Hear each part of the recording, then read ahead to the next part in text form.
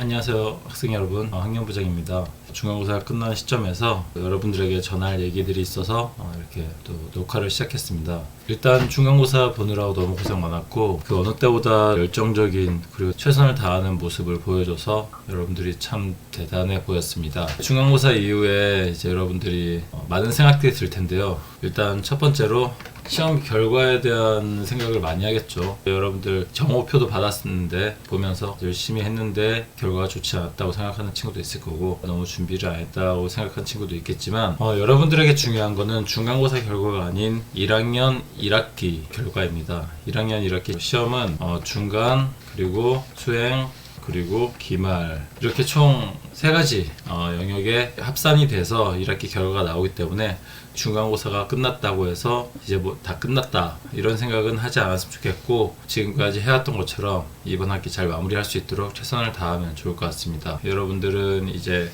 예습 복습을 토대로 한 기본적인 학교 수업, 그리고 플러스 수능 대비를 해야 됩니다. 여러분들이 아무리 내신에 초점을 맞춘다 하더라도 수능 최저라든지 여러가지 수능에 대한 준비는 절대로 미루면 안 돼요. 이제 내신의 초점을 조금 줄일 수 있는 시기이기 때문에 여러분들은 수능 대비를 해야 되고, 이 수능 대비를 할 때 철저한 계획이 없으면 잘 시행하기 어려워요. 내가 매일 그냥 습관적으로 공부하는 게 아니라 정확한 계획을 짜서 공부를 하는 습관을 들일 수 있도록 하고, 그렇게 계획 짜는데 도움을 받을 수 있는 게 플래너입니다. 이제 5월이죠. 5월에는 다양한 행사들이 많습니다. 교생 선생님도 오시고, 그리고 체육대회도 있고, 또 뭐 우리 학교에서 진행하고 있는 뭐 축구대회도 있고, 다양한 행사들이 많기 때문에 자칫 아무 계획 없이 진행이 된다면 정말 시간이 금방 가고 바로 또 기말고사를 준비해야 되는 이런 상황이 올 수 있어요. 이제 공부를 어떻게 해야 되는지에 대해서 제가 표 하나를 그려보겠습니다. 학습량은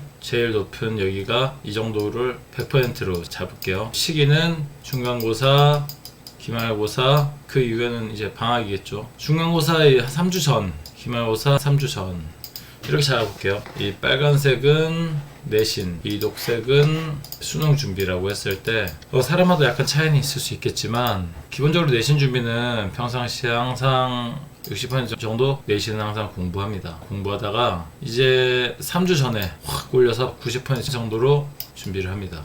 중간고 끝나면 다시 쭉 내려서 60% 정도로 맞추고, 기말고사 3주에 되면은 다시 쭉 올려서 90% 정도 맞추고, 기말고사가 지나면 이제 방학이죠. 방학이면 학교 수업에 대해서 그렇게 큰 부담이 없기 때문에 기본적인 선행이라든지 이런 부분을 제외하고는 20에서 30% 정도 쭉 내려서 이렇게 쭉 갈 수 있겠죠.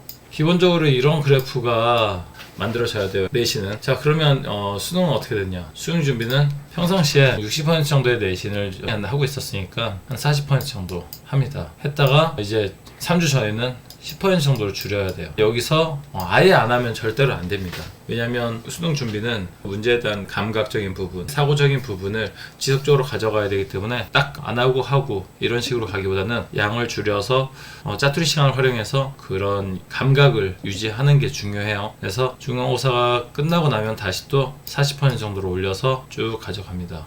내신과 모의고사 이 비중은 학생마다 약간 차이가 있겠죠. 예습 복습에 좀 더 집중을 하는 친구가 있을 수 있겠고, 아니면 예습 복습은 좀 비중을 줄이고 이 시간에 수능 준비를 하는 친구도 있을 수 있겠지만, 일반고인 우리 학기 입장에서는 약간 교과 시간에 주어지는 다양한 활동이라든지 다양한 뭐 수업에서의 배운 거에 대해서 조금 더 집중을 할 필요가 있다고 생각해서 이렇게 잡아왔습니다. 그리고 기말고사 3주에는 다시 10% 정도로 줄여서 하다가 이제 방학이 되면은 쭉 올려서 거의 모든 시간을 수능 준비로 이렇게 채워야 됩니다. 그래프를 이렇게 한번 그려봤는데, 지금 여러분들의 시기는 중간고사 마친 이 시기입니다.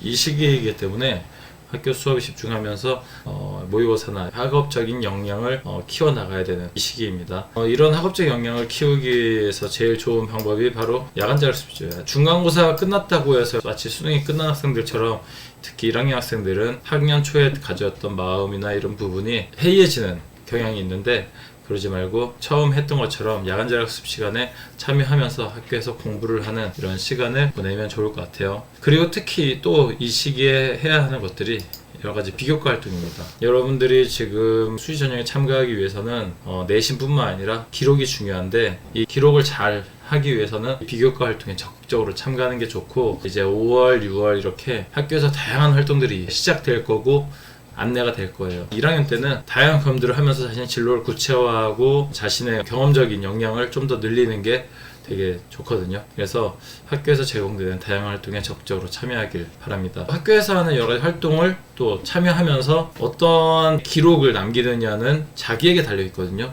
리로스쿨에 들어가면 왼쪽 5번의 활동보고서가 있죠. 활동보고서에 보면은 위에 포트폴리오가 있고 밑에 교과활동이 이렇게 있습니다. 이거는 매 주마다 수업형을 쓰고 있고, 이 포트폴리오를 보면은 2가지가 있어요. 2022학년도 1학년 자율 학교생활 보고서. 지금 이제 학교 활동이 이제 이번에 100일장이 끝났죠. 이 100일장에 자기가 어떻게 임했는지 자기가 직접 작성을 하고, 이런 작성들이 결국엔 자신의 생활 기록부를 만들거든요. 반드시 참여할 수 있도록 하고, 그리고 저번에 우리가 계속 진행했던 교과 연계 자율 탐구 활동, 교과 연계 자율 탐구 활동도 지금 연휴 전까지 열어놨으니까 들어가서 여러분들이 작성할 수 있도록 하셔야 됩니다. 어떻게 보면은 이런 학교 생활에 대한 기록들이 내신만큼 중요해요. 진짜로. 정말 이 기록들이 다른 학생들과 차별화되고, 이 기록들로 하여금 내가 다음 활동을 연계할 수 있는 좋은 그 밑받침이 되기 때문에, 엊그저께 100일장에서 했던 자신의 여러 가지 경험들을 학교 생활 활동 보고서를 통해서 작성을 하고, 그리고 지난 우리가 총 3번에 걸쳐서 했던 논문을 통해서 본 여러 가지 자신의 관심사, 교과에 대한 경험을 또 작성을 해서 기록이 될 수 있게, 이런 기재들을 잘 해야 다른 사람과 차별화를 줄 수 있는 생활기록부가 됩니다. 학교 선생님들이 여러분들이 생활기록부를 잘 작성해주고 싶은 마음이 많아요. 여러분들이 일거수일투족을 놓치지 않고. 하지만 모든 학생들을 차별화되게 적는 건 쉬운 일이 아니에요. 근데 그런 것들을 하기 위해서 여러분들이 개인적인 경험들을 기록을 해준다면 정말 좋은 생활기록부가 될 수 있고, 이런 학교 생활기록부를 통해서 대입 수시 전형에 큰 영향을 미치기 때문에 여러분들이 집중해서 하나하나의 기록들을 해주길 바랍니다. 자, 그리고 아까도 얘기했지만 이런 학교 생활과 더불어서 야간 자율학습 참여는 정말 기본이 돼야 됩니다. 중간고사 끝났다고 입시가 끝난 게 아니고요. 여러분들의 이 생활은 꾸준히 3년간 지속을 한다고 생각하셔야 돼요. 정말 중간고사 보느라 많이 고생했지만 이제 작은 언덕 하나를 넘은 거지, 이 언덕을 넘었다고 해서 고등학교 생활이 끝났다고 생각하지 않기를 바라고, 다음 주부터 이제 여러 가지 다이내믹한 학교 생활이 펼쳐질 텐데, 이 분위기 안에서 즐길 땐 즐기고 또 할 땐 하는 이런 모습들 보여주길 바랍니다. 이상 학년부장이었습니다.